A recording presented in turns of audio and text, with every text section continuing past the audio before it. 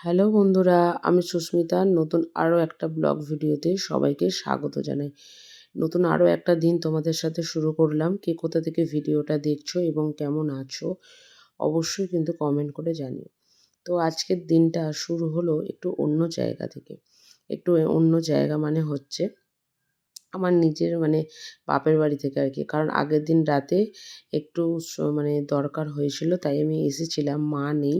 তাই সকালবেলা উঠে মোটামুটি বাসি কাজকর্ম সমস্ত কিছু ছেড়ে এদিকে এখন ঠাকুর পুজো করছি। আর ঠাকুর পুজো করতে তোমরা তো জানোই, অতিরিক্ত ফুল দিয়ে বা সুন্দর করে সাজিয়ে পুজো করতে আমার কিন্তু খুব ভালোই লাগে আর কি। তো যাই হোক, এদিকে পুজোটা করছি আর ওদিকে এবার যাবো হচ্ছে ছাদে জামাকাপড় শুকাতে দিতে।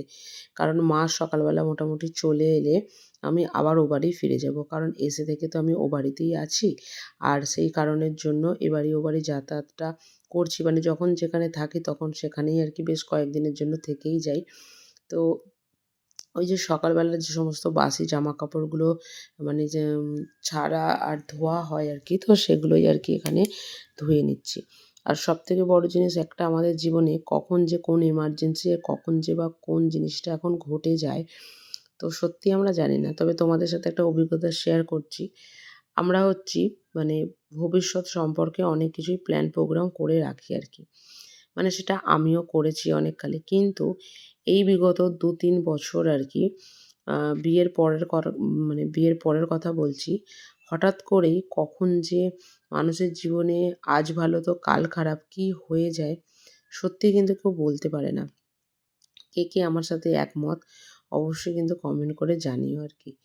তো যাই হোক, এদিকে বিছানাপত্র পরিষ্কার করে একটু জলখাবার খেয়ে বাড়িতে যা টুকটাক কাজ ছিল সমস্ত কিছু করে যাচ্ছি হচ্ছে ও বাড়ি। যেহেতু আমার হাঁটা রাস্তায় অসুবিধা কিছুই হয় না। আর যাবার পরে দেখলাম মা মোটামুটি রান্নাবান্না আর কি এদিকে বসিয়েই দিয়েছে আর কি।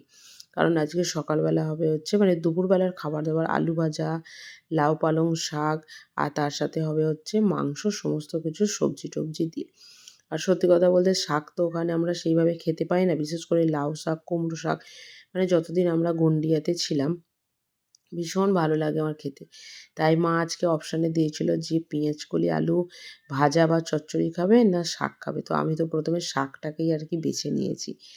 তো যাই হোক, ওদিকে শাকটা সেদ্ধ হয়ে গেছে আর এদিকে মাংসর আলুগুলোকে ভেজে নেওয়া হচ্ছে। আর মোটামুটি আমরা তো ৩ জন, কোনো রকম কোনো অসুবিধাই হয় না।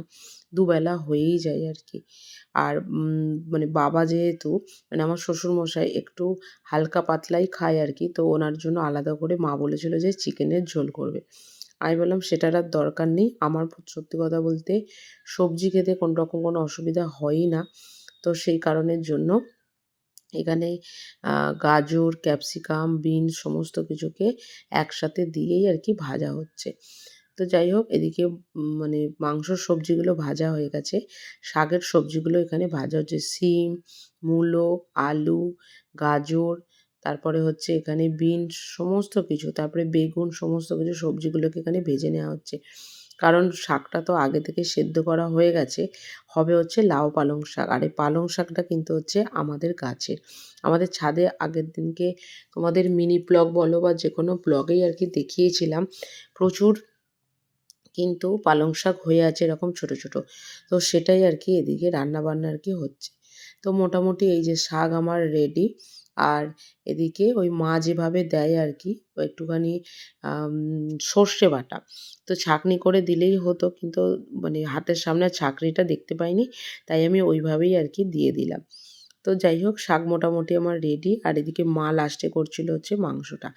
সবার হাতের রান্নার টেস্ট কিন্তু আলাদা, আলাদা। আর মায়ের হাতে এই চিকেনের ঝোলটা কিন্তু অন্যরকম। যেমন আমার বাবার হাতের রান্না অন্যরকম, তো সমস্ত কিছু।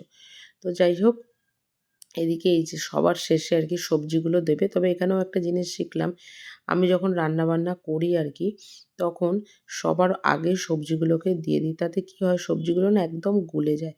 তবে এবারে জানলাম যে সবজিগুলোকে ওই ফোটার নাবানোর আর কি ১-২ মিনিট আগে দিলেই হয়ে যাবে আর কি।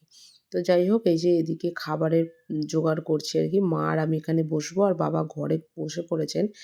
আর ওদিকে বাজার থেকে আলুগুলো নিয়ে এসে মা এদিকে ধুয়ে রোদে শুকাতে দিয়েছে। কারণ আলুর একটা ধুলো বা নোংরা তো আছেই আর কি। তো চলো লাঞ্চ করতে করতে আজকের ব্লগটা এখানে শেষ করছি। যদি কিছু ভালো লেগে থাকে একটা লাইক করবেন, শেয়ার করবেন, চ্যানেলটি সাবস্ক্রাইব করে পাশে থাকবেন। দেখা হবে নতুন আরও একটা ব্লগ ভিডিওতে, নতুন আরও একটা দিনের সঙ্গে খুব তাড়াতাড়ি। সুস্থ থাকবেন, ভালো থাকবেন। আরও একটা নতুন ভিডিওর সাথে দেখা হবে। টাটা।